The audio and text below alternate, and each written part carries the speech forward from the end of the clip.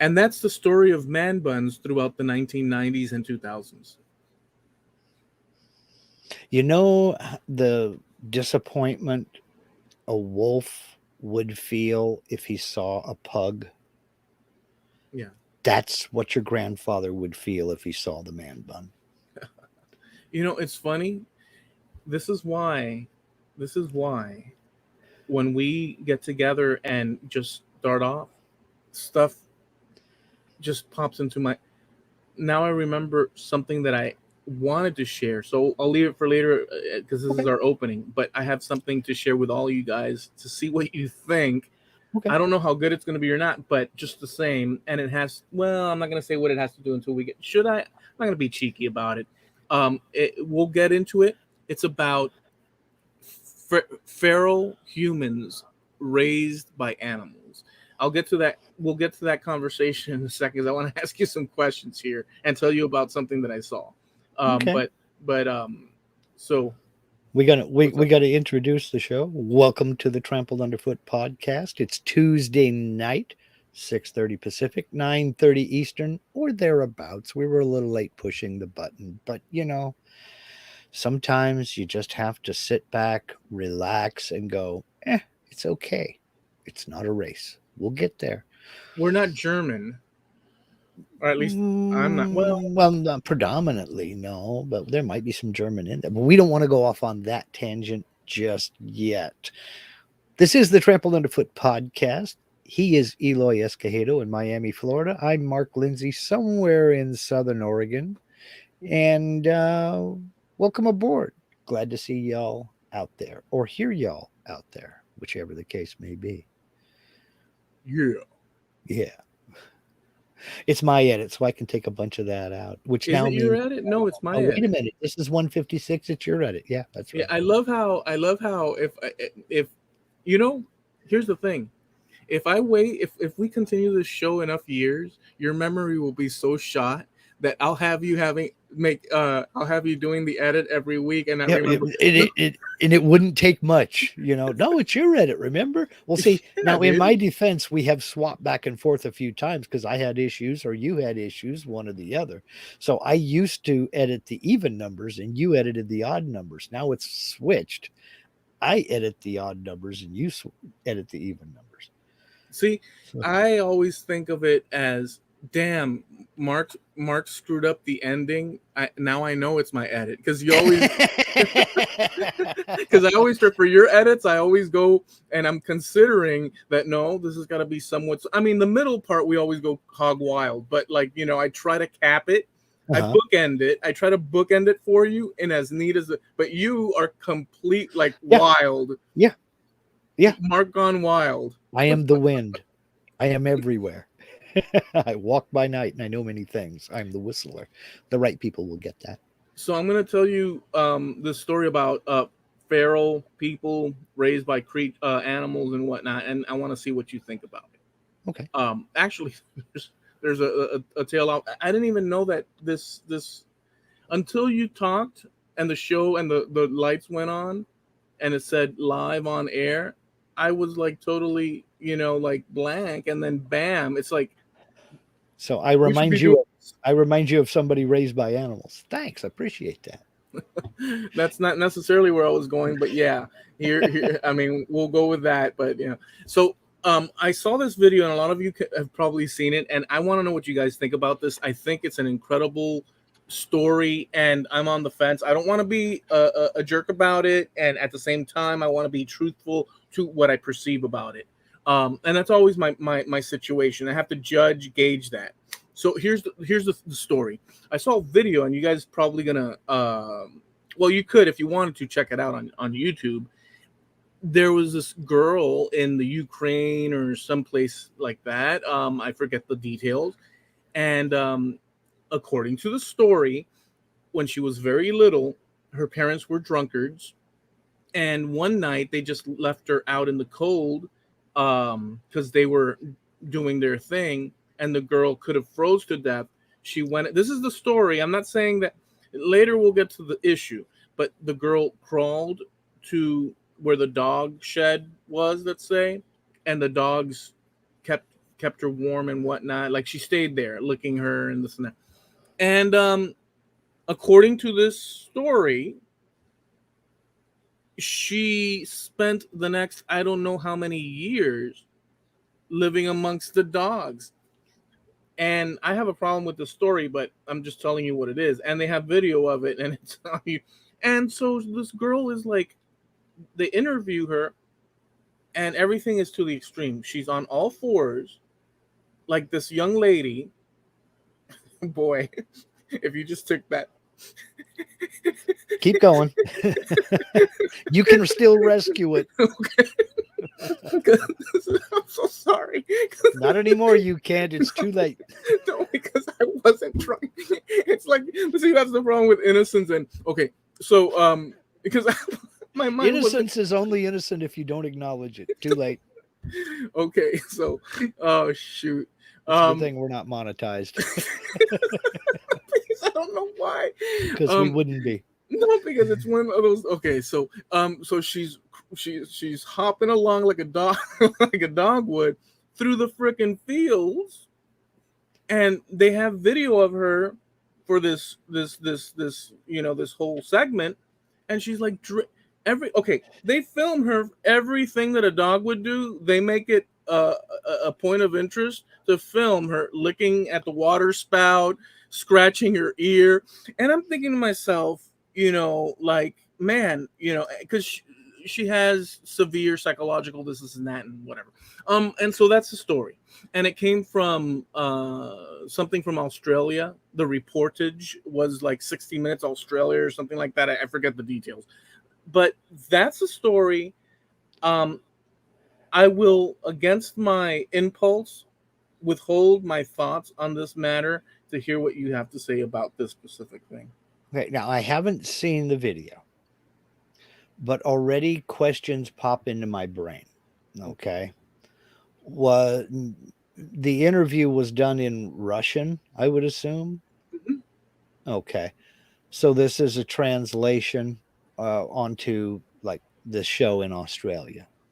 Right. Do you know anything about this show? Is this show serious news, or is it, like our 60 Minutes tries to be, or is this kind of the video version of the National Enquirer? Yeah. As far as what I perceive from it, I didn't look further than Okay. that, and is that they're the equivalent of what you would see here in 60 Minutes. Okay. Because that, as you were describing it, the National Enquirer kept running through my mind. The tabloid newspapers, as you're up there at the check stand, I've never bought one in my life, but they have some of the most amazing front pages. Mm-hmm. That you've ever seen. The incredible Bat Boy is on the loose again, and my wife ran off with Bigfoot, and things like that, and that's what came to my mind. Right.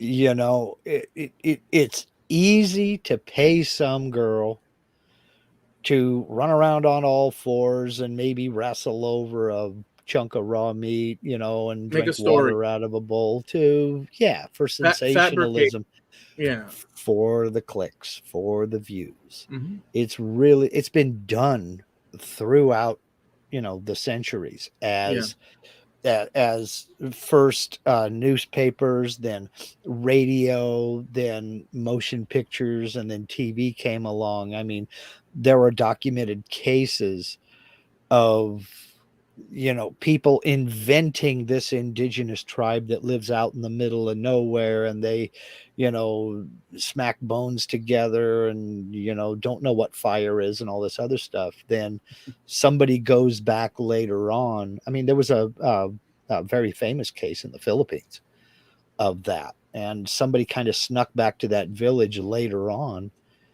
when none of the government officials were around, and these people are walking around in, t-shirt and shorts and, flip-flops and what have you, just like you and me. And they're like, oh no, they paid us to do that. Yeah. That was a lot of fun.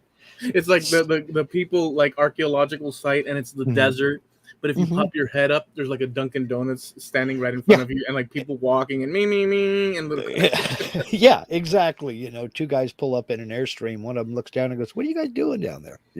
That kind of thing. So, so that's where my cynical side ran to. I'm not doubting that something like that is out of the realm of possibility. I'm just wondering how likely it is in this day and age. Nobody near that village noticed this girl out there. I mean, she was able to hide from everybody for how many years? There were some problems with the story. But then again, that's a vast area. You said the Ukraine? Yeah, I think it was Ukraine. It was Ukraine region. Okay, so that's not as desolate as some of that area out there, but still there are some pretty, wild areas out there, some pretty, remote places, but I'm not going to take credit for it, mhm. but I will say that some of the comments were great examples of critical thinking on the topic. When I was watching it, I couldn't help but feel a sense of something is wrong with this. Mhm. Um, but I wasn't placing it together because I was so shocked with the actual girl running, on her hands and legs. I'm trying to say it in a different. Yeah. I'm trying to say it in a different. And it's difficult. And so I found it strange. But some of the comments, one guy said, "Gee," or something. I'm paraphrasing. "Gee, you would think that humans would kind of not stop being humans and doing what humans do, regardless of." So like Yeah, it's unnatural for a human to run on all fours, right. and just because, so in whatever situation, that's not a big assumption. I don't feel. I think I, that I humans think you're just right. anatomically would stand up, Yes. because what's the point of doing something twice as hard? Somebody in that situation would be more curious as to why the dog couldn't walk around on hind legs versus why suddenly just adapt their mannerisms and run around on all fours. That doesn't make sense to me, You would know Do automatically. well, I'll give you another example. Did she still have use of her opposable thumb? Yeah, Dogs dude. don't. Dogs Yeah. can't grasp, they can't grab, they can't scoop, No, all but that well with a paw. even if they took you or I or anybody from birth. Mhm. Now, this is an assumption, but I feel very confident in it. It seems to me that it would be a justifiable thing to think. And you take from birth, and you put Mark Lindsay in any situation. Obviously, he's going to have the experience of that area and this and that.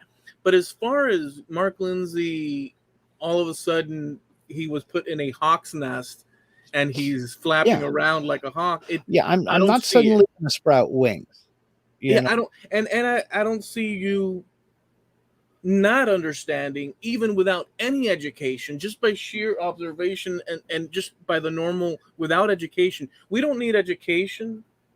We don't need no we don't need education we need education for a lot of for it's very important, but we don't need it if you think back to an To instinctual function. level to Right. function on many levels. So we would understand that, hey, these creatures are totally not what I Now, am. I could see her lacking in social skills. I could see her lacking in language ability because if you're not taught, I mean, we are taught how to speak, whatever language is predominant. Yeah. We're taught to communicate. We're taught certain social skills. I could see her being lacking there and certainly lacking in education. She wouldn't be able to read or write. I can see that.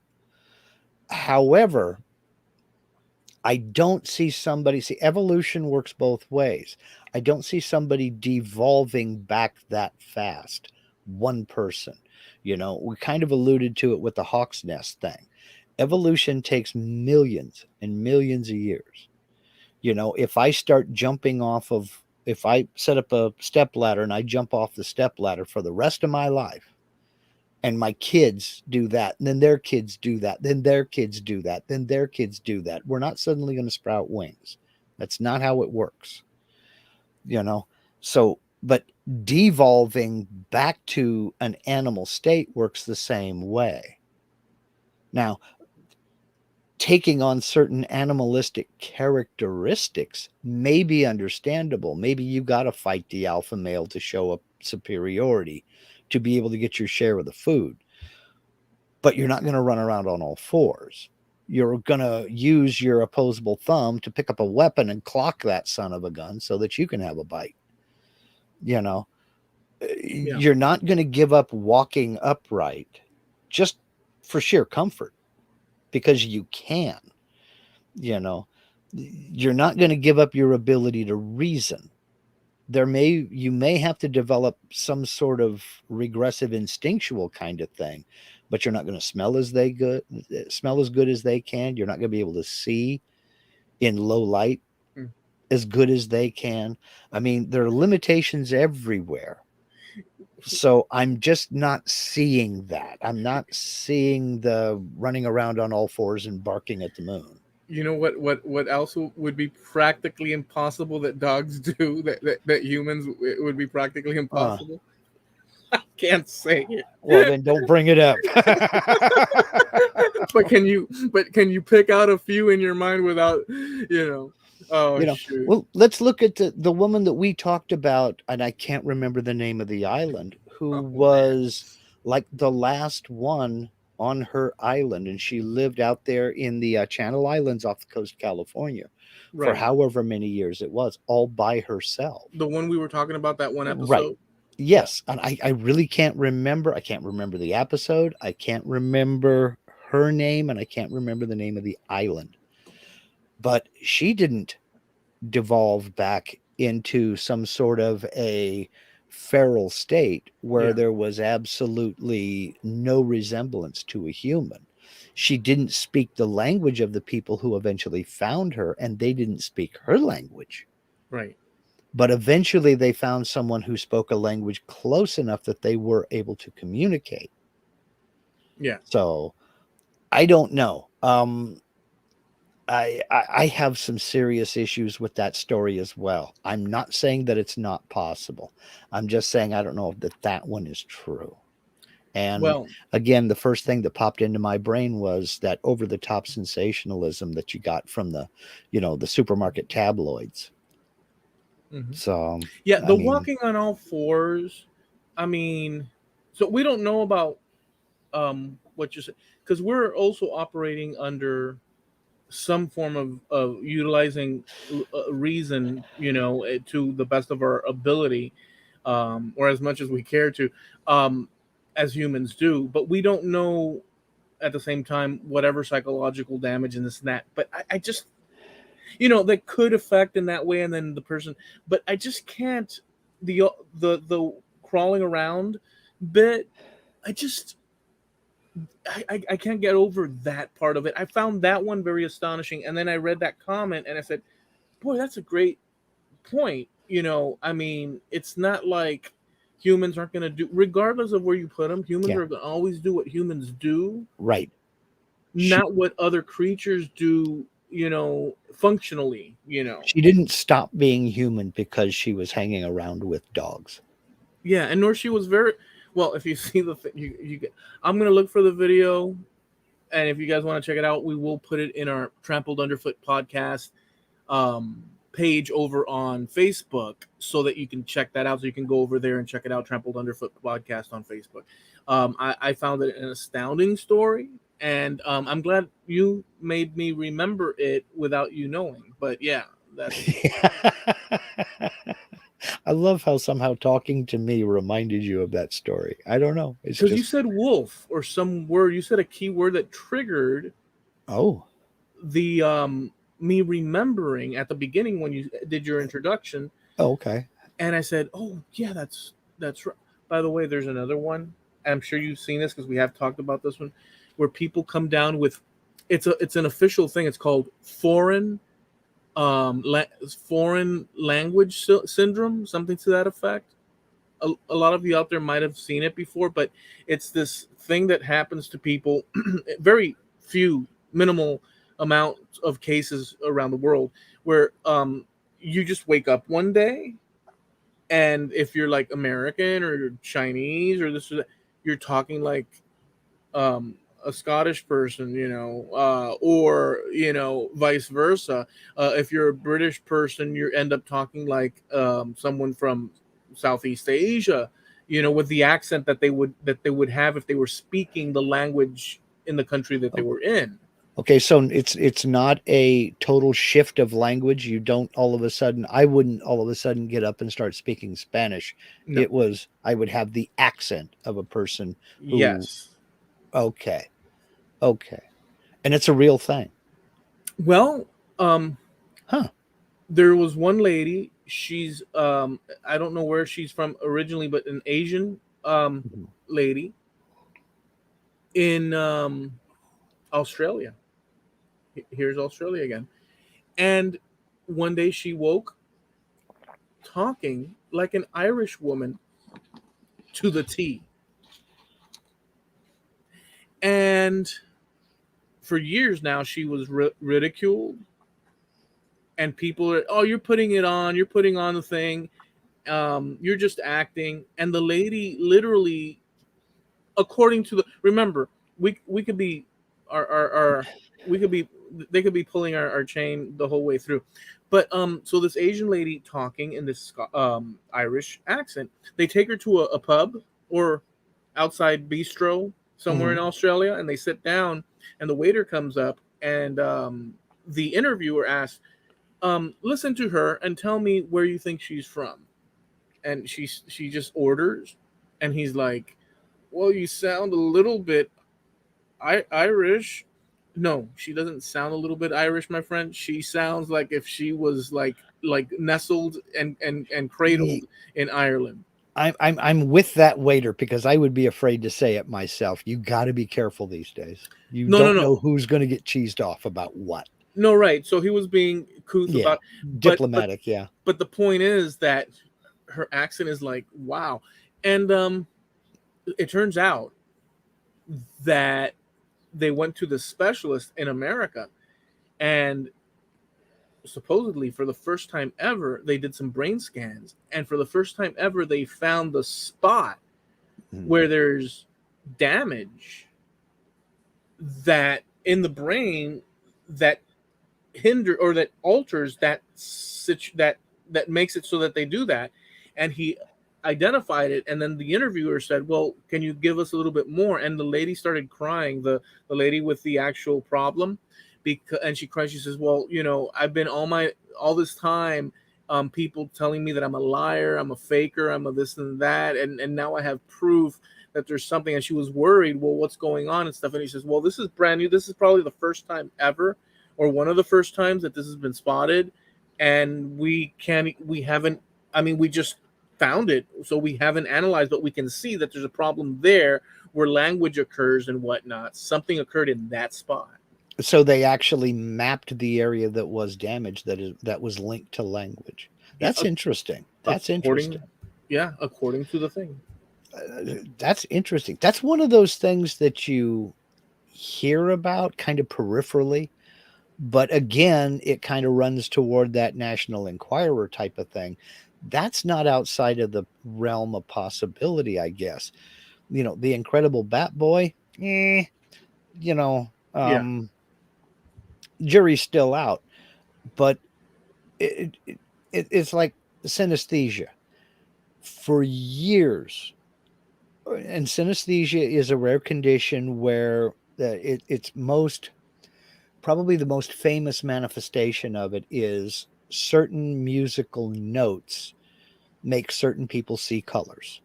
hmm, But it can be other sensory. Some people smell things. Some people equate smells with certain stimulus. yeah, They'll see colors, or they'll smell things, or they'll actually hear things with certain stimulus, and it's called synesthesia. And people thought they were crazy for that, you know for years and years and years, because there are documented cases of it back in the 16 and 1700s with composers and what have you. But they still don't really understand it. It's just acknowledged that there is a difference in the brain patterns of someone with synesthesia versus someone without it. Right. So it is a real thing.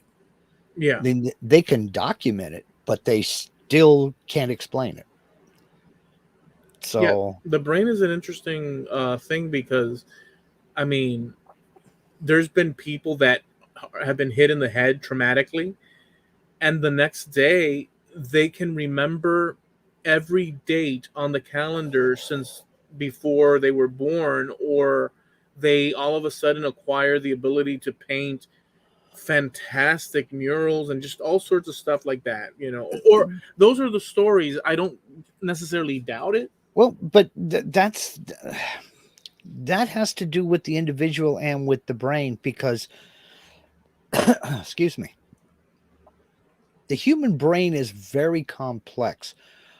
There is more about it we don't know than we do know. And generally speaking, what we learn is through studying people who have had brain injury or brain damage in one form or another, be that traumatic injury or anoxia, lack of oxygen getting to the brain. It's only when a portion of the brain is damaged that we can study the person and we can make certain linkages, because we can see the damage, but we don't know exactly what areas are affected by that damage. So, but on a day-to-day basis thing, we know people who can remember every phone number they have ever had, and their phone number, all of their relatives' phone numbers, it just rolls off the tongue. The address of every place they have ever lived, or the address of every relative that they have. There's an actor over in England. His thing is he can remember the birth and death of any artist you can imagine, be it a sculptor, a painter, anybody. You say something, Botticelli, he can tell you, oh, he was born in this date, died in this date. For our UK friends, that's John Sessions. He is that guy, pedantic as hell, but it's kind of fascinating to watch him. You talk about Titian, and he can tell you when he was born and when he died and where he studied and all this other stuff. Everything about this, any artist you can name. Just amazing. It's just one of those things that registers in their brain. There are people out there who can do math in their head just like that, because they remember things that, there's 75 times table. I mean, we're taught to go up to 10, and that's about it. Some classrooms, they got into 11 and 12, but most of them stopped at 10. They figured that was good enough, but it's amazing what the brain can remember and what the brain can forget. And we still don't know how it happens, how it works. But I think that's kind of on a personal level, because not everybody has a brain that remembers one certain thing. There's obviously, there's individual variation in people's abilities or focus. Mm-hmm. There's a certain amount of stuff that everybody can do, but that doesn't mean that everybody can do it well. So there's categories, like going Sure. to the John and pissing not outside the toilet, but in the toilet, Yeah. as an example. Everybody can, generally speaking, can sort of do that, but who can really do that well? So there's variations in our abilities, and Yeah. I think that on the one side there's the brain damage situation, and then on the other side is just like ability, whatever you were gifted with at birth, let's say, which can improve or decrease or not do anything. There's a lot of variation in these things, as far as what we're capable of and whatnot. Those are exceptional people.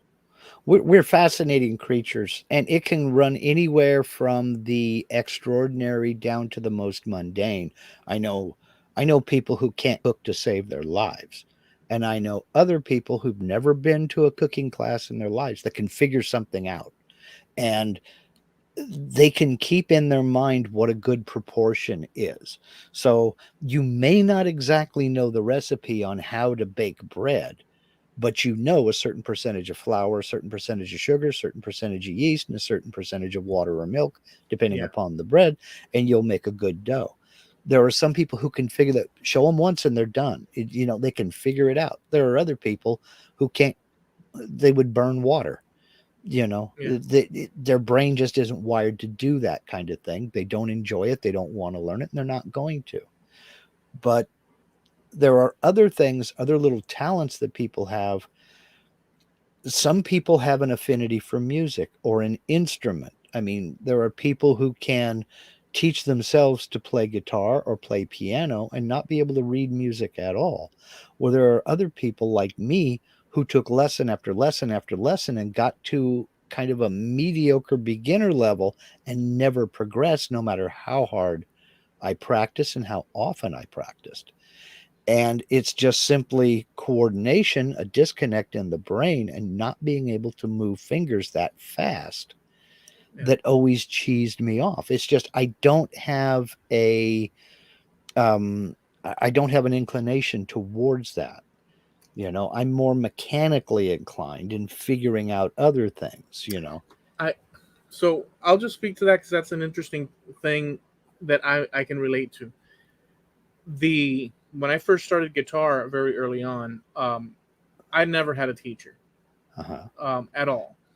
And that's a very difficult thing to surmount because there's certain key information that you need to even get going to get to somewhere where you're sort of competent with the instrument. When I started, obviously I ran through all the old tropes of playing wrong, strumming. I felt uncomfortable, like an extra limb, and then at some point I discovered something without any help from outside of me. Oh, that's not fair. The influences of listening to music and watching people on video and watching their faces. What I learned, and this is going to be a bad explanation of it, which helped me, is that the body language of the person, the attitude of the person, even though one would think that that has nothing to do with music, it is completely to do with music. Eric Clapton was one of my major influences, but so extreme. A lot of people would think, well, that doesn't make sense. I mean, if they listen to some of my blues, they could probably pick up. But it's not like someone you would think necessarily. Oh, but for guitar, yeah. And watching him and listening to him, he's not a singer for the sake of singing. He's doing it to a compliment. And I saw all these things he was doing and stuff. And so one day I just started allowing myself to just, and then the blues shuffle, retarding the strum in order to get the shuffle made me realize how to properly start playing. In other words, I started to strike the strings, mute the strings, all of it, because I started considering it part of me as opposed to something that was foreign to me that I'm trying to Right. Something happened using that as and it was a weird thing, but all of a sudden it opened up so many doors where I understand now. Something clicked inside and you actually started to get into the zone. Yeah. Where you were making music and not just making finger shapes and sounds. I didn't ever really progress beyond that. And I had 5 or 6 different guitar teachers who worked with me and tried. And my hands, my fingers will not move quick enough. I would have to play such a slow rhythm to be able to make those shapes with my fingers that it was almost painful. The interesting thing is that, so I understand that. And that's the problem that a lot of people that don't break out of it go through. Mhm. There is such a thing as investment of X amount of hours to learn whatever Mhm. discipline, as we've helicopter flight hours and Yeah. stuff. It just it goes in any direction. With the guitar, at some point you start to notice that as far as being mechanical or just Right. instead of organic, you start to notice that you can have swag, let's say, for lack of a better word. And here's the thing: it's the stuff you don't do that helps you actually play the guitar. It's all the non-musical parts, Uh-huh. like which are musical parts, like strumming or pauses, that Uh-huh. allows you to get to the next chord, or finger, in the right way, the next note. It's those. It's so.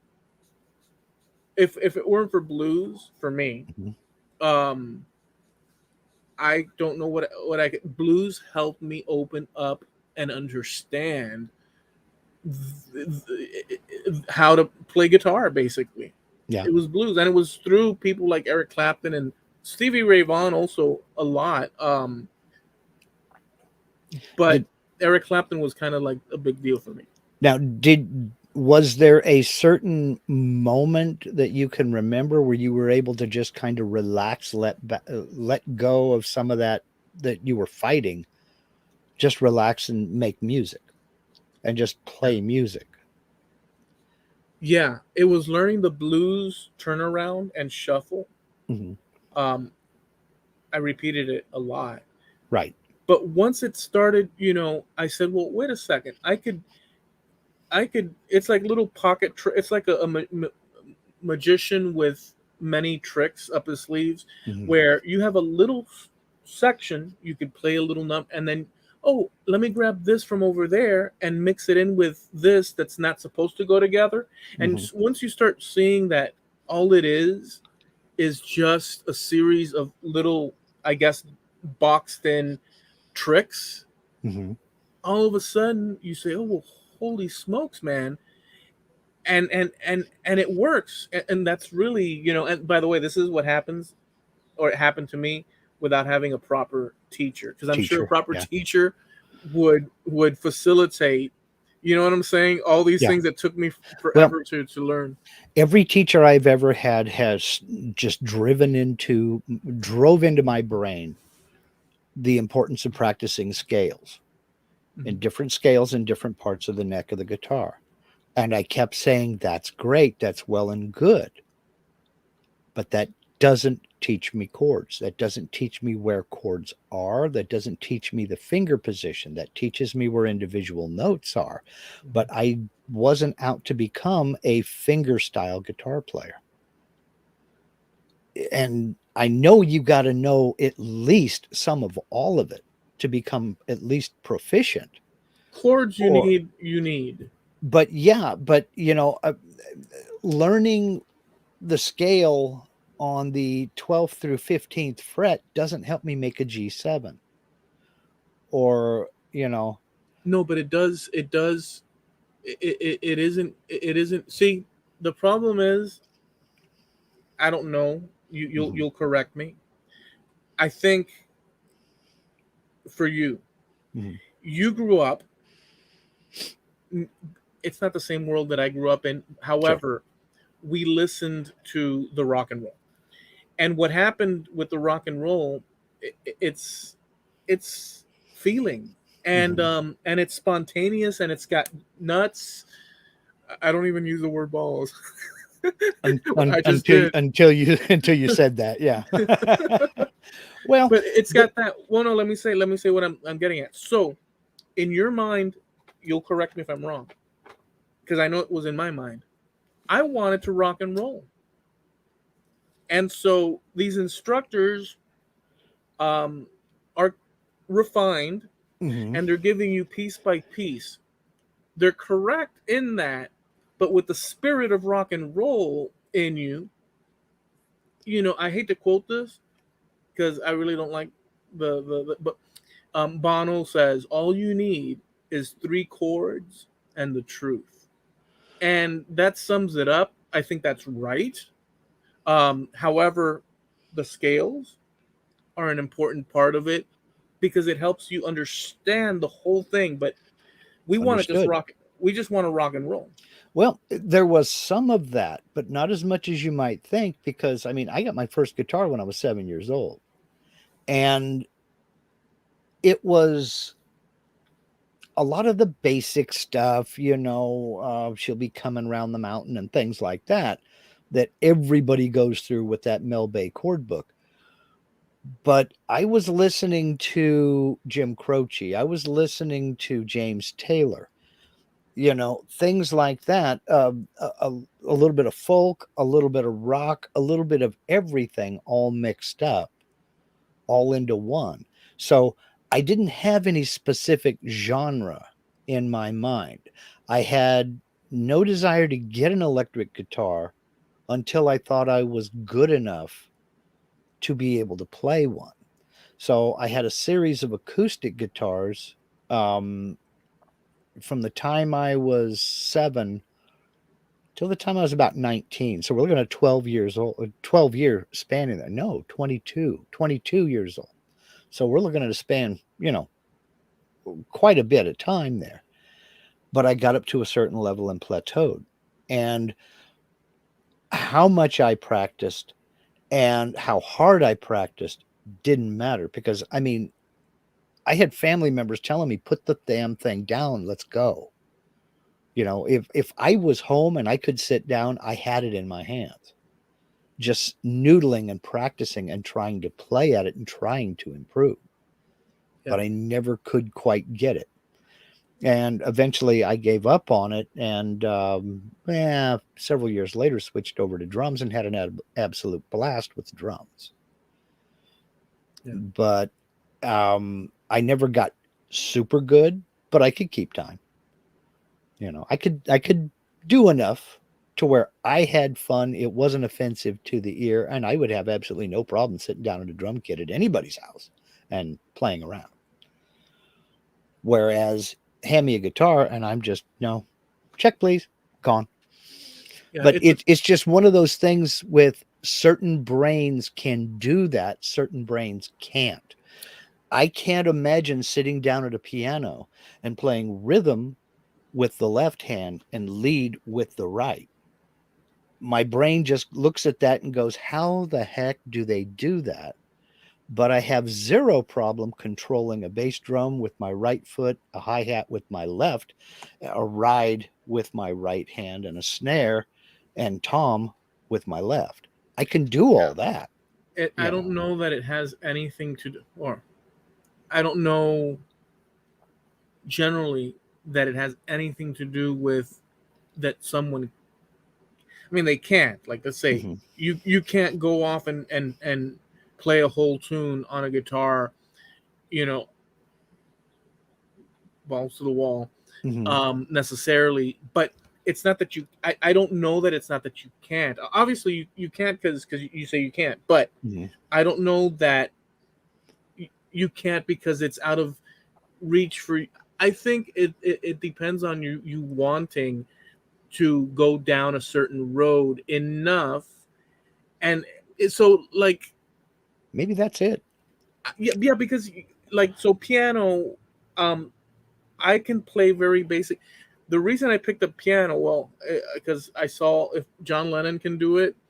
That's a tall order, but what I mean by if John Lennon can do it is that John Lennon wasn't a piano player. In terms of what a Billy Joel would be or an Elton John, he wasn't. He did it just enough to get his ideas across, but he used the piano beautifully, successfully. But it wasn't like he could riff like an Elton John, let's say, or Billy Joel. Yeah. And likewise, there's people like, well, whatever, any guitarist, they're not like Stevie Ray Vaughan, right? But they know just enough to get their ideas across. Well, you may have hit on something there, because I didn't have a specific genre that I was shooting for. I just wanted to be competent enough and confident enough to where if somebody says, "Oh, can you play the Eagles' Peaceful Easy Feeling?" I could go, "Yeah, I can sit down. I can play the chords. Maybe I can't play the melody, but I can sure play the chords and we can all sing together." You know, I that kind of thing. I didn't want to focus in any one genre. I just wanted to be able to at least fake my way through it, and Yeah. make music, basically. Make music and not just noise. I'm gonna Um, share one little thing. Now, one thing that I did discover that I did like, where scales did come into play and did help me out, was playing slide. Okay. I don't have the dexterity to move my fingers that fast, but I can play slide, and scales was a big, major part of that. You know, I was gonna mention because I've observed a friend learning piano. I'll just leave it broad, and I one can tell that they study the notes along with the song, and the notes are there, so they're doing the melody on one hand and the bass, Mhm. and chords on the other, in order to play the song on the piano. So here's the thing.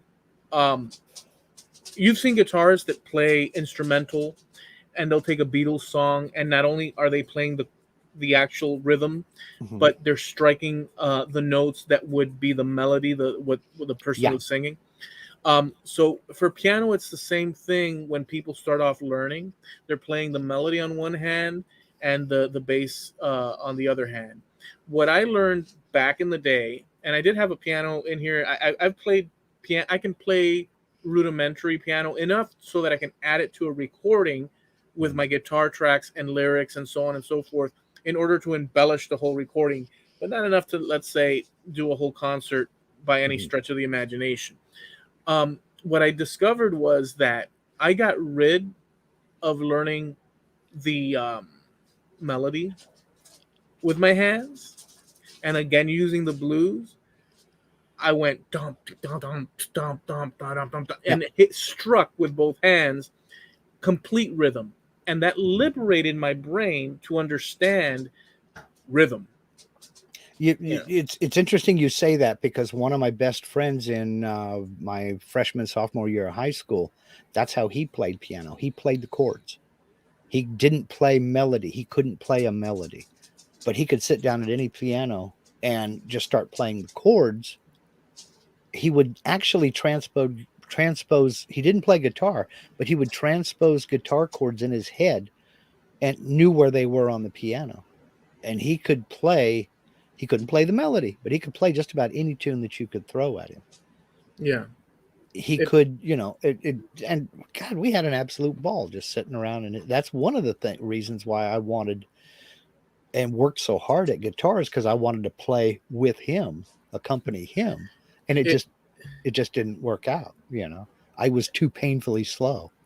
well, I mean, because it's the person already knows so much, and then you have to Uh-huh. catch up, and it's Right. like, but the rhythm thing, tossing the melody out the window and just Hmm. striking rhythms with both hands, what ends up happening is that you can you can sing the melody. Sure. People like Elton John um do it all, obviously, Hmm. but the reason I mentioned one friend that's studying the thing, and does the practice and shares, the video. If that person were to toss, oh, there's a mechanicalness to the striking. Yeah. If you toss away, you know, you have to you have to kill the knowledge and feel. Yeah. And that's what I was not able to do. I never got to a point to where I wasn't consciously thinking about what my left hand was doing on that fretboard and feeling it. Now, when I started playing around with the slide, I could get into that zone and just start making musical sound. Maybe it was because they spent so much time with me on scales. No, it forces you. A slide, a piece of whatever metal or glass on the Mhm. strings and sliding, it forces you because of the sound and the motion.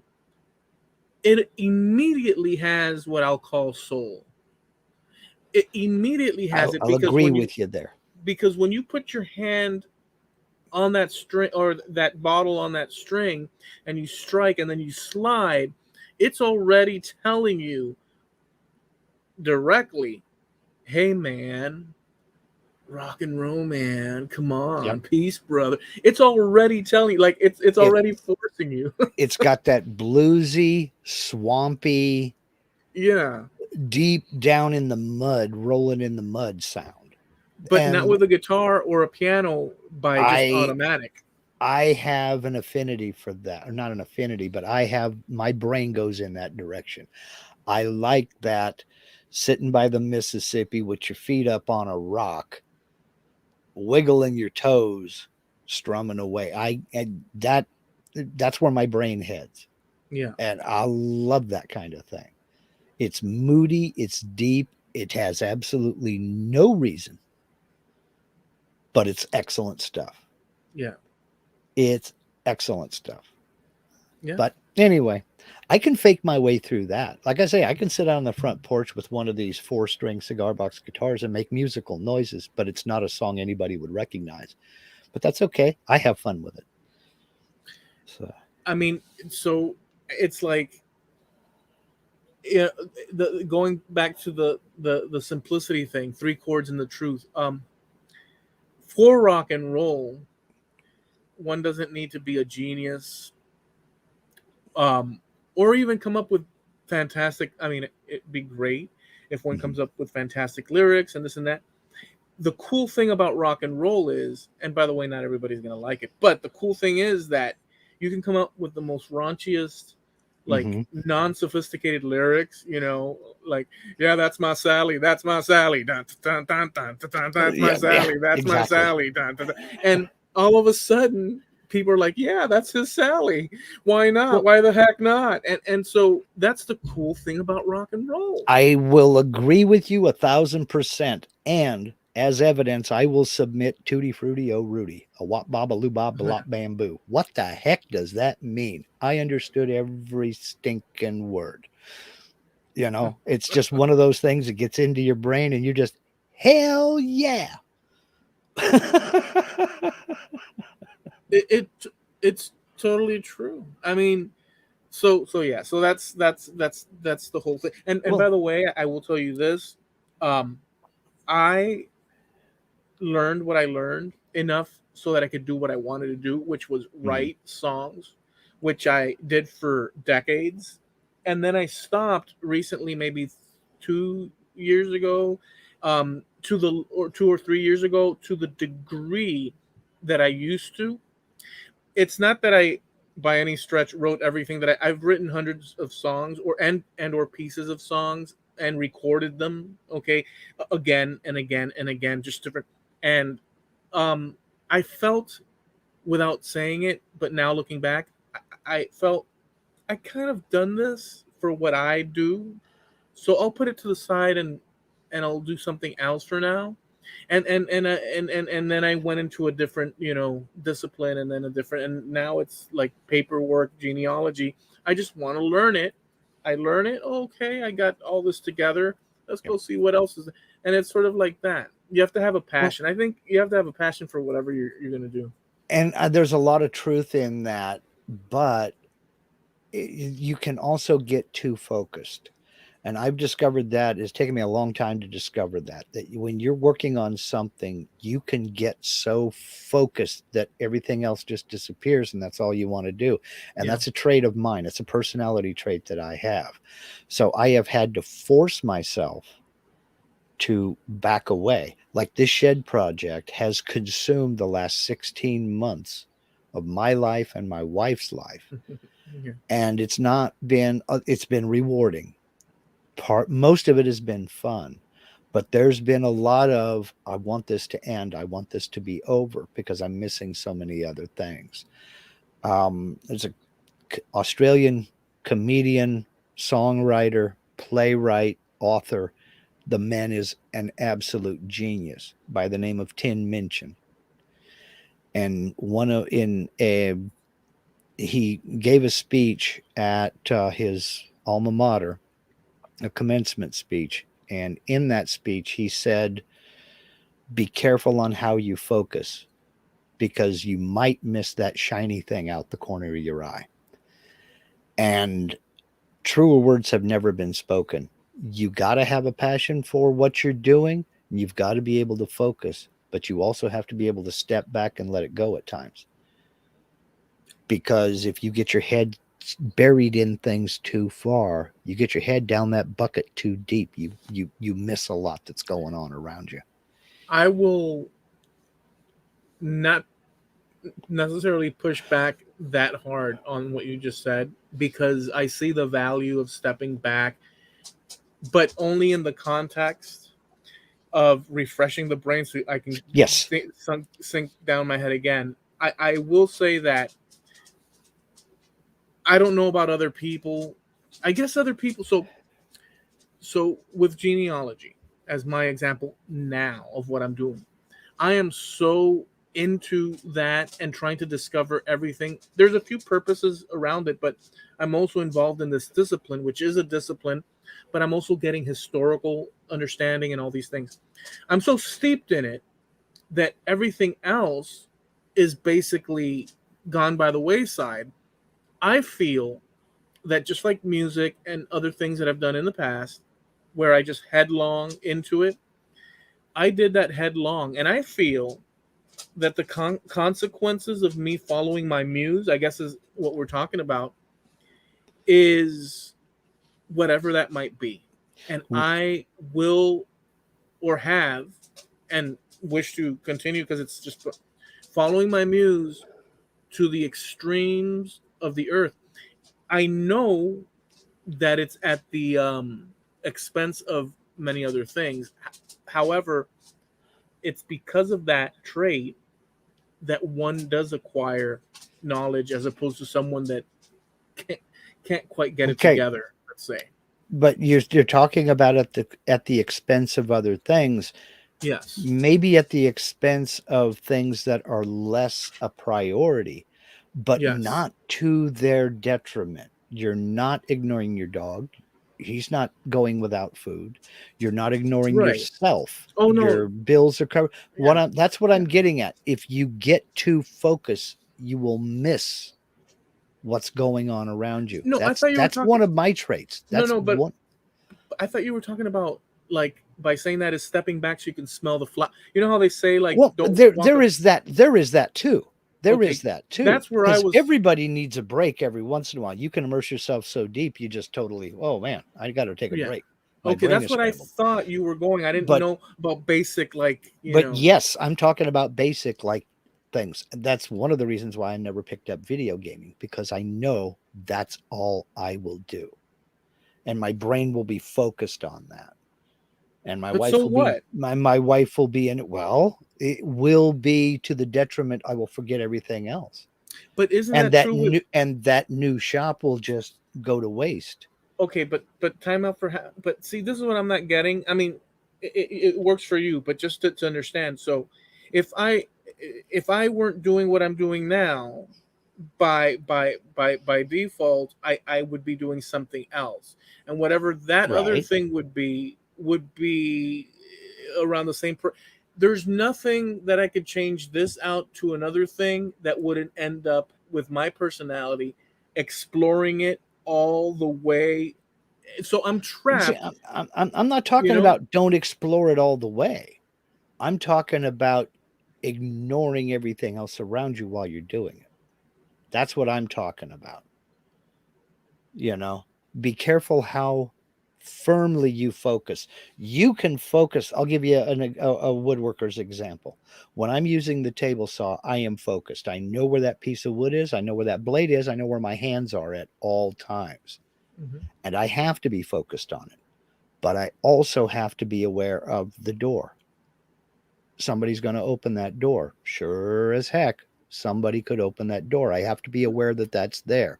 And the I dog lady can't, comes running in. yeah, exactly. I can't focus so hard that I'm surprised when the door is open. That's what I'm getting at, because I put myself in a precarious situation. So, yes, focus on what you're doing, but not to the detriment of other things. You know, you can do it at the expense of things of a lower priority.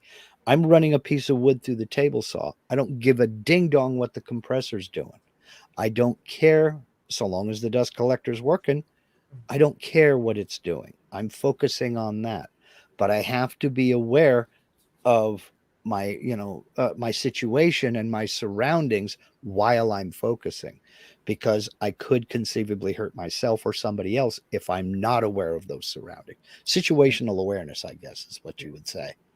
Yeah, I guess yes, you need to, because there is a level of basic things that we, even while we're steeped in something, in something so far, but not everybody. I don't know. I'll ask you that question as a final question. Okay. It does. Do you think so? If you take the population at large, that's a Okay. big thing to do. But Sure. just this is a big assumption thing. So it's just Sure. a question. An overgeneralization. It's a total over generalization, and it's a total, just your personal, thoughts on it. Okay. Is it fair to say that, or would it be fair to say that there's, or what would the percentage be of people on Earth or in your area or whatever you want to choose that don't have any real focus and are just like a kite in the wind, as opposed to people that have these specific interests and whatnot? I mean, are there people that just simply don't have any focus? And I what percentage am of people would that be if they exist? I may cheese you off because that was going to be one of my questions to you. That was a topic that I had thought of that I told you I couldn't remember any of them. Today, that was going to be your topic? Well, that was going to be something I threw at you. Dude, we're like, dude, what the hell's going on Well, here, not dude? necessarily today, but remember at the Oh, okay. beginning, before you pushed the button, I said I had about 6 topics in my brain and I That can't was one of them. remember one of them. That's one of them. Do you think that with the technology we have and the sources of input that we have available to us, and information and communication coming in from so many directions at once, do you think we as a society have become more scatterbrained and less able to focus on any one thing? Or do you think that we have just learned to cope with all of that and can stay focused on one thing while all this other stuff is happening around us? Damn. Because I'm thinking, my own opinion, I think that a good percentage of the population, probably the majority, can handle it. Mm-hmm. But it seems there's a lot of very vocal people who are just scatterbrained and can't pick any one direction, and just No. they're off with the wind in any direction. Oh, here's this meme, boom, boom, boom, boom, boom, and they're playing around with that, and then, oh man, I got to go do this, and oh wow, let's go over here. you know Pick 12 words out of the dictionary, throw them up in the air, and that's the next sentence. Is there a lack of focus? Have we become more scatterbrained? I don't know. I think that it's hard to say. I could say yes, and I could say no, and the reason why is that my perception of other people is frickin' of what's going on inside. We all make a lot of assumptions because we have to. Yeah. But we don't know. So it's a very tough, just like the question I asked you, which is kind of similar in this respect. Yeah. It's kind of the same. I basically gave you an impossible question, and gave you like broadly. So I think that most people, okay, so I'll tell you this. This is not going to answer anything, but I'll tell you this thing. For years, have seen people that sit on the porch here in the neighborhood, and that's it. Mm-hmm. And they sit when I go out. They sit when I come back. They're sitting, and they're just sitting and watching when the neighbor, this guy parks, the other one's walking the dog, and they just sit, and they sit, and I'm like, damn, I'd be bored as hell, and I'm like, maybe now thinking about it, because I'm thinking that's, man, these people have to be some special. What something. kind of an existence is that? Yeah. Right. But we don't know what's going on in that person's head thinking now. That person could be recounting their, more than likely, they're thinking squirrel.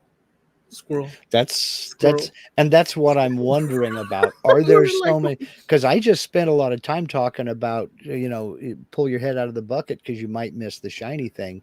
Yeah. Maybe their perception is all shiny things. And it's like, bird, oh, now that's a neat car. Man, oh, bird, mailman, bird, Yeah, but see, but that's kind of the way it seems to me. And I'm talking about people in general online, because they're all over the place. But there is a difference between there can be a difference between, it could be the same thing or different. There is a difference between, for instance, somebody picks up on this channel right now and comes in and here's one thing that we say or an action that we commit to, and they will take a cue from that to basically form a sheet that says this is what this podcast is about, or this is what this guy's about. And it's more than that. And so we could do the same for people that might write something down that we don't like on, let's say, Facebook. They write some stupid thing and you look at it and this guy is an idiot. Well, the truth is that we don't know. We're assuming, we hope we're right because we don't like what they're saying. So there's all these problems involved with that. I wasn't even going to go that far. I was just talking more or less about, it seems to me that we have lost our focus, just collectively in general, or lost our ability to focus. Not we've lost our focus. We've lost our ability to focus because instead of noticing the shiny thing, we're on the hunt for the shiny thing. Yeah, but there is no we. See, this is the problem. There is a we because you can collectively, but individually, people are just going about whatever it is, beneficial or not beneficial to their experience, independent of, you know what I'm saying? So I'm not saying it's a bad thing. It's just something that I've noticed. I mean, they're almost the exact polar opposite of the people in your neighborhood that are just sitting on the porch at any hour of the day. Bird. They're just the polar opposite. Tree. In that they're not Butterfly. Sitting still. They're all over the place. But you know what, though? At the same time, a person sitting, like you're saying, or like I had said, at the same time, to be fair, I may not be appreciative of it because I'm doing cool stuff. You know what I'm saying, right? Like, yeah, for but me, maybe to them that's cool. So right. But flipping it as well, they're sitting in the chair looking at the squirrels and the butterflies and the trees and the bees and this and that, and they see me going into my darkened lair. My trees foliage is not cut. And they're saying, this guy's a freaking mess. His foliage is not. They don't know that I'm sitting here doing all the stuff that I'm doing, the work that I'm doing, all these things. They have no idea about that. So to them, they're looking at me like, this guy's a mess. And you're both looking at each other going, damn, I couldn't live like that. Right. And it makes us feel better because, boy, that's ridiculous. I'm doing important stuff. You tend to do what you enjoy. No, but I like the angle, and I'm self-criticizing as well.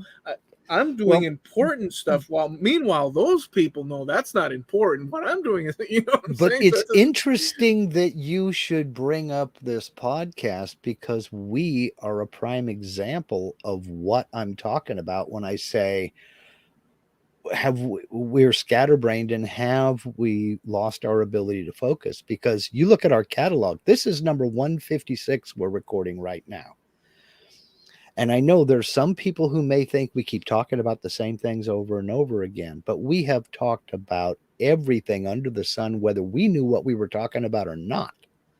We have no focus. We have no direction, because we'll talk about anything, you know? Yeah, but that's the point of the podcast. Like we're Exactly. having a conversation.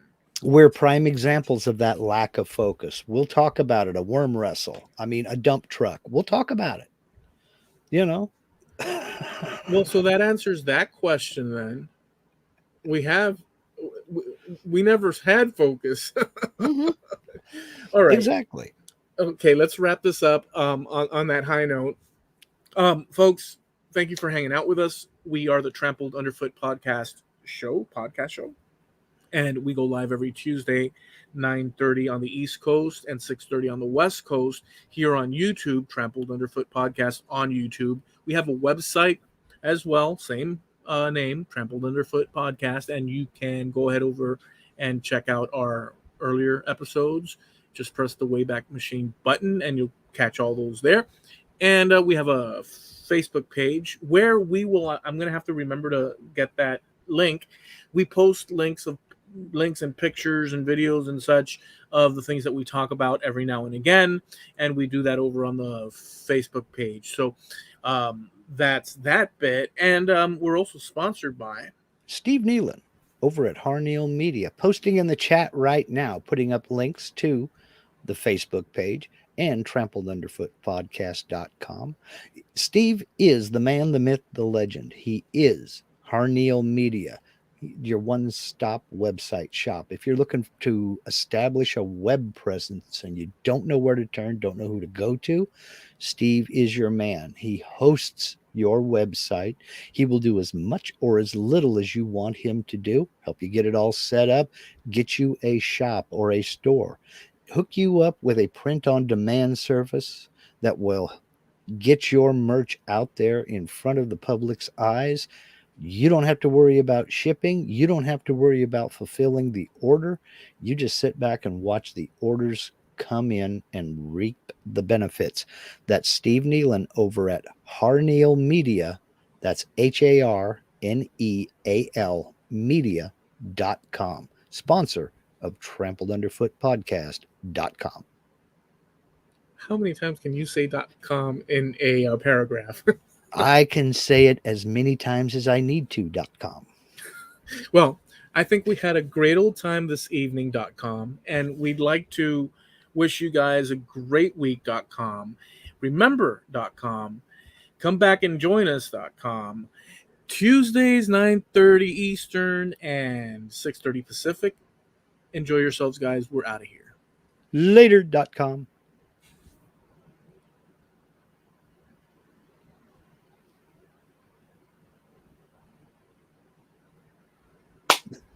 You're edit. I don't care how long you take.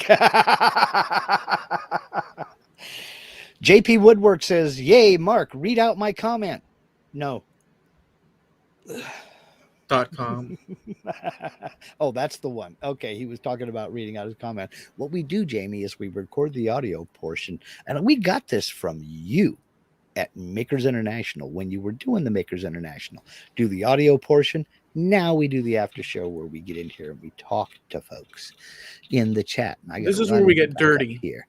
This is where we kind of sort of maybe get a little adult. I don't know. And you know, I was thinking about this last week, Eloy. I don't know why I go back through the comments and I don't.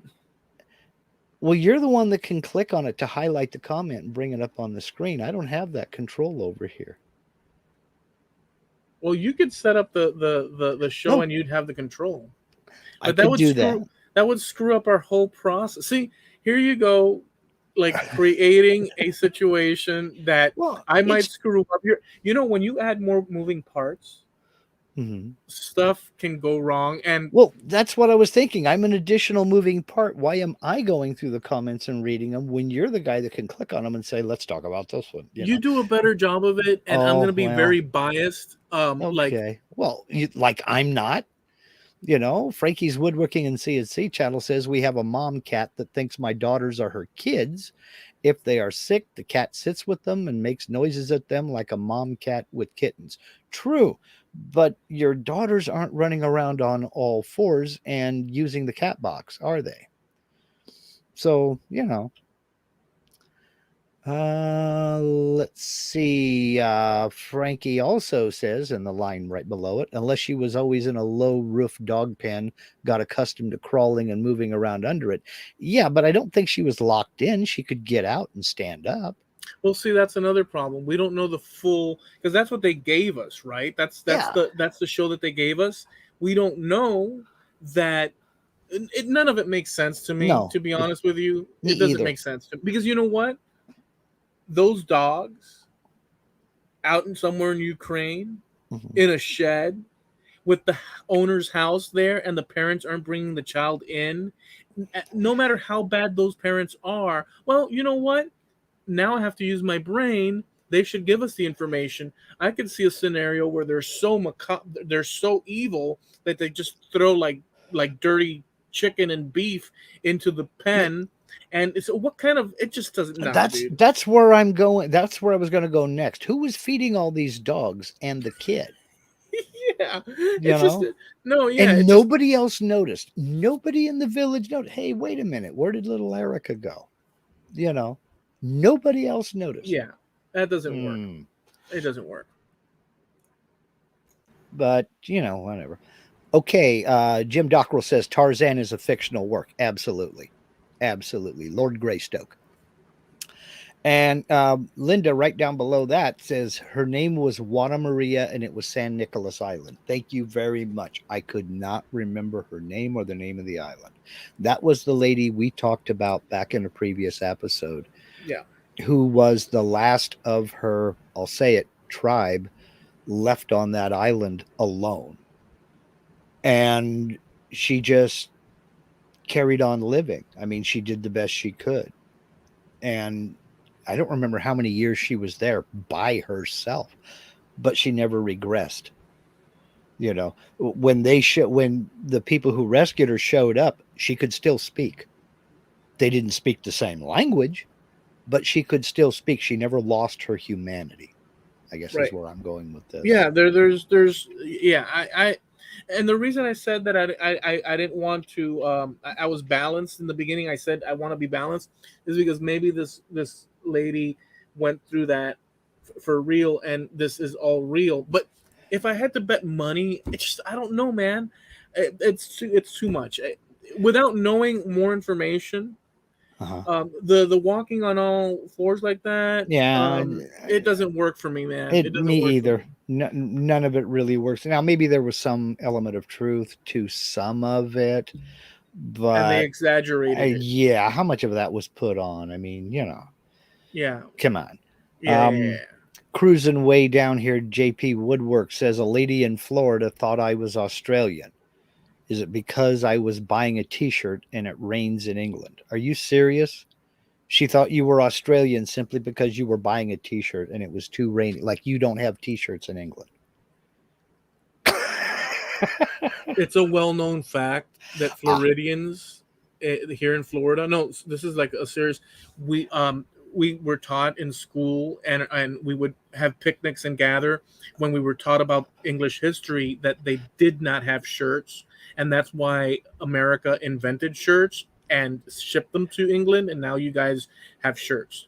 yeah, but it's you know how it is. You know, the British reject a lot of things American simply because it is American. Much like we rejected a lot of things British because it was British early on in our, you know, timeline of this country. Um, so if we had exported t-shirts over there, I mean, they still don't like the baseball cap, which I can kind of get behind because I'm not a serious fan either. You know, if I haven't combed my hair, I'll throw a baseball cap on if we're going into town. But other than that, yeah, I don't wear a baseball cap. That is so. That is that. So you don't see it as that, but that is such an American thing. Uh-huh. Because growing up, the first thing that everybody here would do, I would put on the baseball and go Yeah. out. But Yeah. my parents would grab me back and say, wait, let's, and everybody would be combed and everybody would, Hmm. and so I see it from that. It's a funny thing. I'll Yeah. just put on a freaking, screw it. Who am I trying to impress? Yeah. I've got my rock and Exactly. roll shirt. Screw it. I'm going to do my thing, man. Yeah. Yeah. But we both know people who are in their 40s that have been wearing a baseball cap all their lives. Yeah. It's I, just about, I mean, you yeah. also know people who have their baseball cap and then they have their good baseball cap. I only wear this when I'm going somewhere special. Yeah. Really? Really? Now, granted, I have one that I wear out in public, and then I have another old nasty one that I wear when I'm working Yeah. because it's screwed up and I don't want to screw up the other one, you know. But I don't mind screwing up this one. Just like I have a couple of pairs of jeans that I do all my work in. They've got paint on them, they've got glue on them, they've got holes in the knees because I don't want all my pants to look like that, Yeah. So, yeah, all right. So, but yeah, okay. Jamie says, I'm 39. I've been wearing a baseball cap since his early teens. He always wears a baseball cap, but you're the exception that proves the rule, Jamie. Most of Britain as a whole aren't really into baseball caps, and they tease Americans about, oh, yeah, the, burger eating baseball cap wearing, attack monkeys or whatever you want to call them.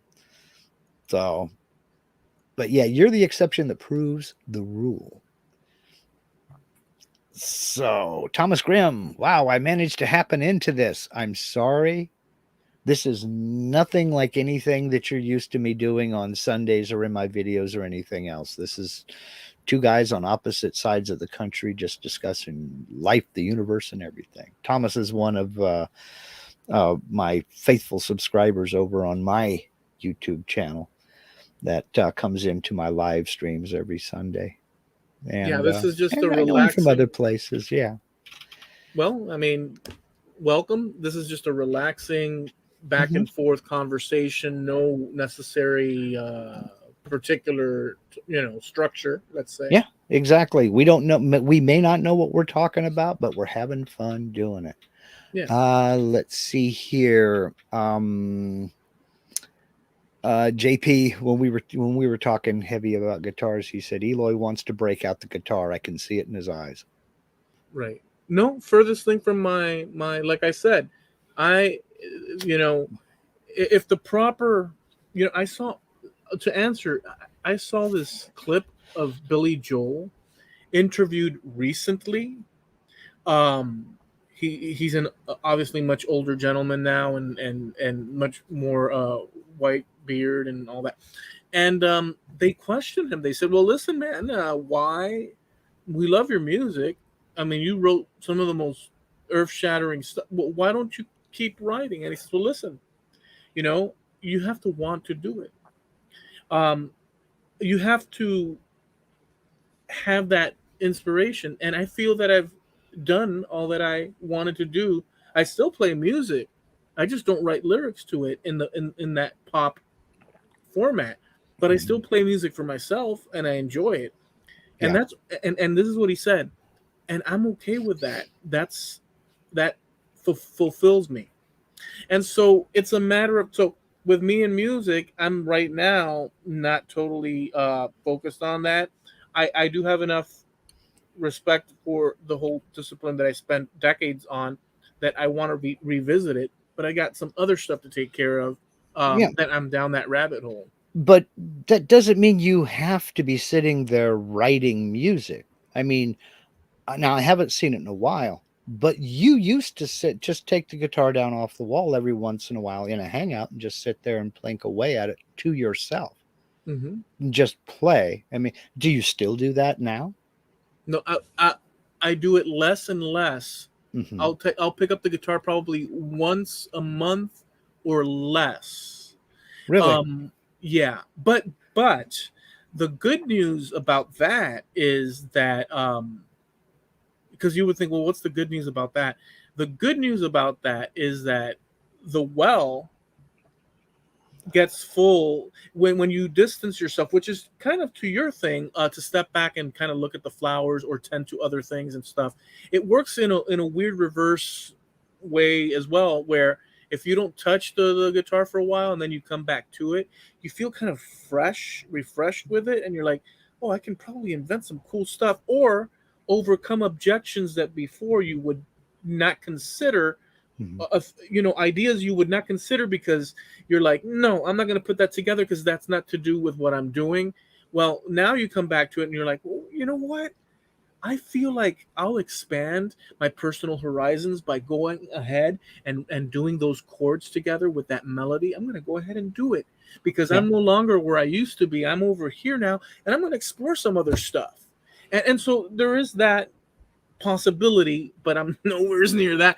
But if the conditions were right, I'd probably go back and write like a mother trucker, because I used to do Well, it. but that's what I mean. You don't necessarily have to be writing music. I mean, don't you ever just go pick it up and sit down and play a tune that you No, like to play? not much anymore. If Hmm. I felt that it has to do with, if you don't feel it, Hmm. and it's not like I'm playing gigs. Right. If you were playing Understood. gigs, but if I don't feel it, I Hmm. know it's there. But if I don't feel it, I'm not gonna grab it, because Well, you that's need what to I have the was feeling. wondering.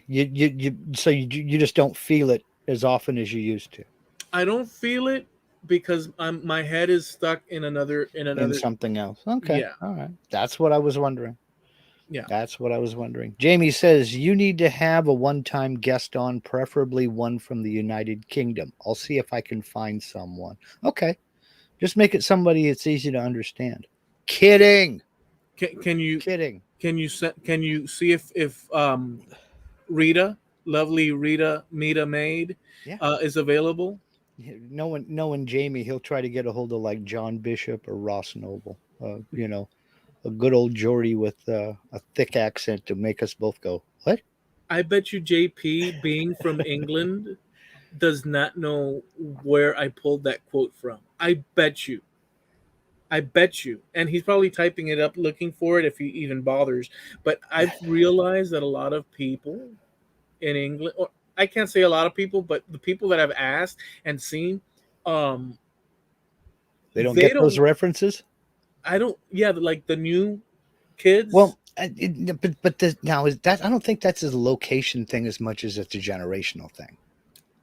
No, right. But since JP's there, Yeah, and I don't know that JP's an extreme, although he because did go visit Abbey Road for me, and I was there vicariously. But I don't know that. See, sorry, I was in the kitchen and it was breaking up. You see, so we can't count you're on. gonna have to go back and listen to it again. Yeah, put it on automatic loop. Yeah. But whatever. But you know what? He has an interesting idea, and that is to bring on someone from the UK, and have this discussion. Because there are a lot of things. I mean, I make some assumptions on the UK based on what I've seen in pop culture, in their pop culture. I watch a lot of British television, a lot of British comedies, and I know that's not reflective of the real culture, but you get a sense of what their sense of humor is and what Right. it's about. So I make a few generalizations. And when it seems like one of the big things they want to bust Americans on is wearing baseball caps, you get the impression that, yeah, they're just not much as a whole. I mean, I'm sure there are the odd people, but it's kind of like a bowler hat or a deer stalker over here, or even the flat cap. We call them a roadster cap over here. You don't see a whole hell of a lot of them, you know. Um, and yeah, Jamie, you're saying I can do that. I knew that you were alluding to yourself, and you'd be the first person I would submit to Eloy as being the UK individual we would get. And Well, Jim Dockerell's talking about how about a Canadian? Only if you send me a case of coffee crisps. I mean, yes, I'm open to bribery. Love Coffee Crisps, one of my favorite chocolate bars in the world. I would only accept this self invitation, JP, if you make your way to London, go to Uh-oh. Abbey Road again, and what I Uh-oh. want is you bring a chisel and a hammer or a mallet. I need you to chisel out a little part of the brick from Abbey Road while your lady films it so I can see that it's the same chip, and you bag it in a plastic baggie, and I want you to send that to me across the He ocean. wouldn't be able to because he'd be in prison.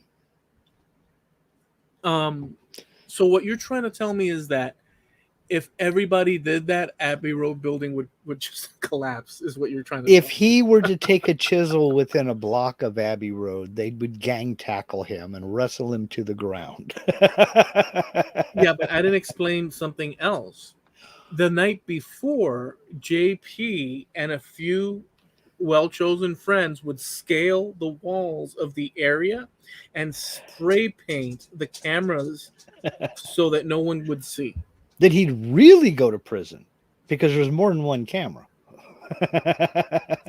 Right, but with a little mask and stuff, it's not a good plan. But I'm just trying to get it so that you bring the little chunk of. It's not going to work. He says, I wouldn't get the building, but I can get the wall outside. You want graffiti on it? No graffiti. I want just Pristine pure, limestone. yeah. So you could just go outside and pick up a brick and send it to him, Jamie. He won't notice the difference. Or go inside, and when you see one of the engineers, just grab a bit of their hair and yank it off and put it in the bag and write the No, name of the engineer. he says you want him to steal the black and white stripes from the crossing too.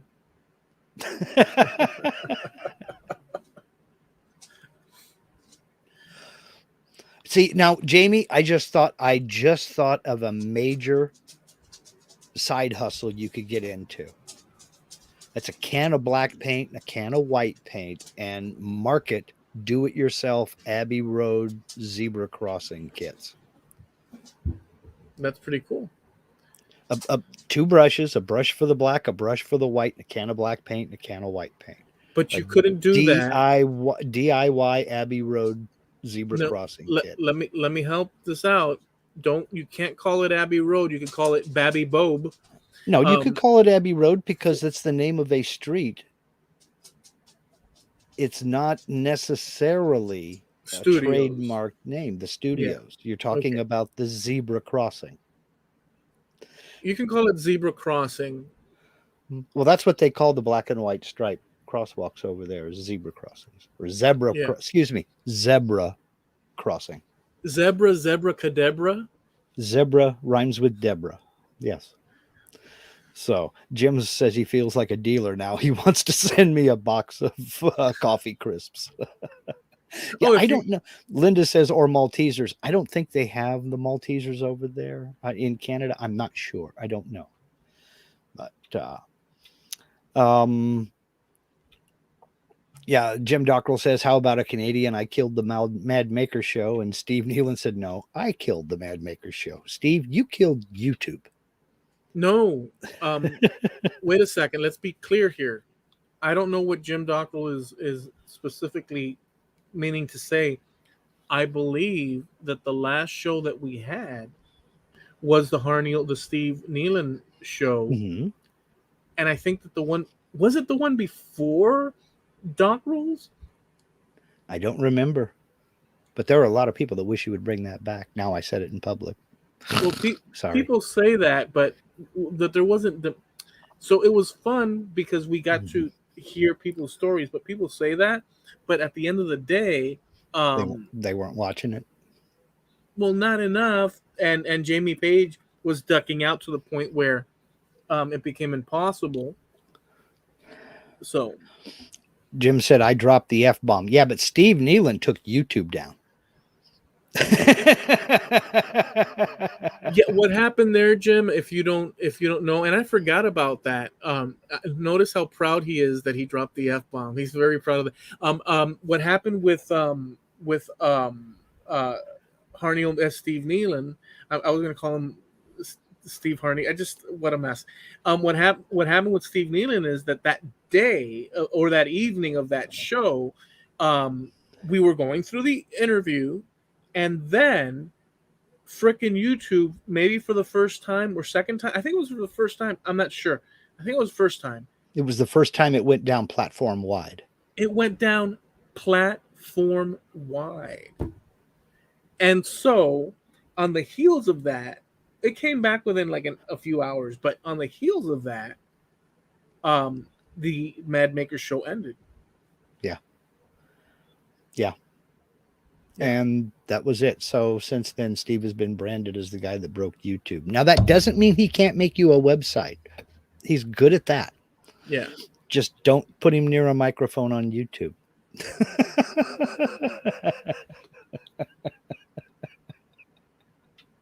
Yeah, that was a big to do. And since then, we had the Facebook outage, which, oh man, you know what? To be discussed next time or whenever it fits.